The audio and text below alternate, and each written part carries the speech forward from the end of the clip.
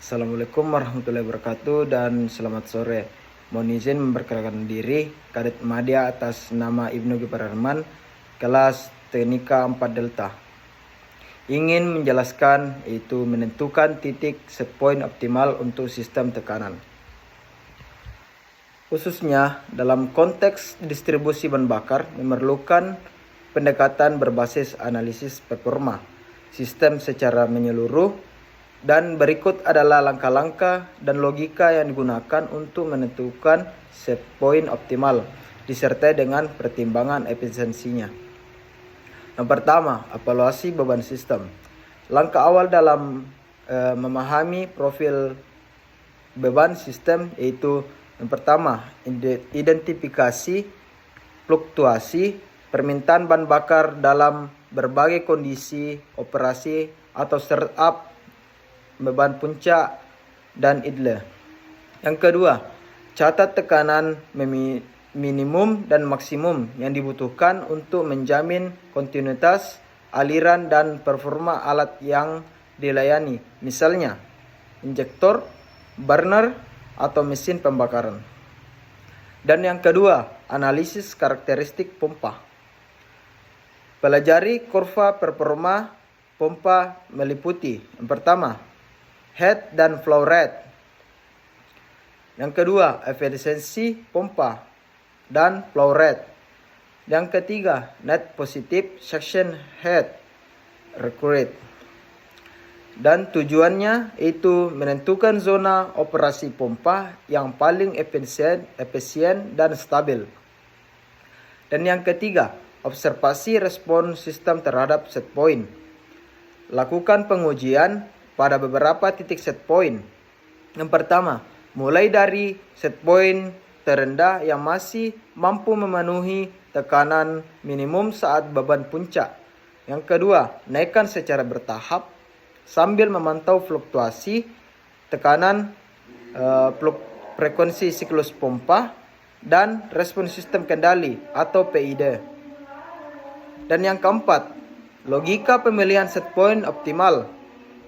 Parameter margarin tekanan yang dipertimbangkan 5-10% di atas kebutuhan beban puncak, dan alasannya yaitu menghindari under pressure saat beban melonjak.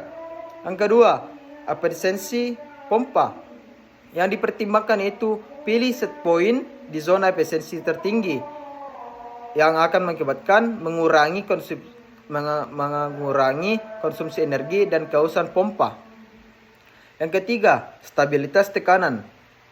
Pada minim fluktuasi di bawah kontrol PID atau VVD, mengurangi konsumsi energi dan kehausan pompa atau menjaga kestabilan proses dan umur sistem.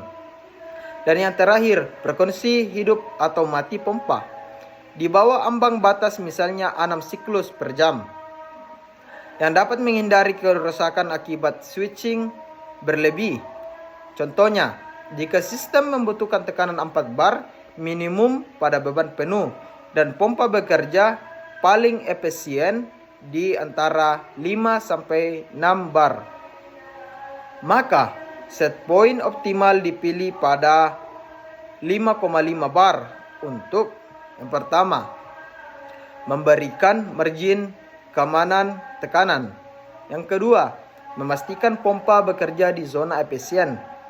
Dan yang ketiga, minimalkan switching dan fluktuasi tekanan. Dan yang terakhir, dampak pada efisiensi. Pertama, energi. Energi pada set point terlalu tinggi mengakibatkan konsumsi listrik meningkat tanpa manfaat tambahan. Yang kedua, pompa yang terlalu rendah mengakibatkan pompa bekerja lebih sering on off atau jangka umurnya sangat pendek. Yang ketiga, sistem tekanan fluktuatif dapat mempengaruhi performa alat terganggu, risikonya bahkan terjadi downtime.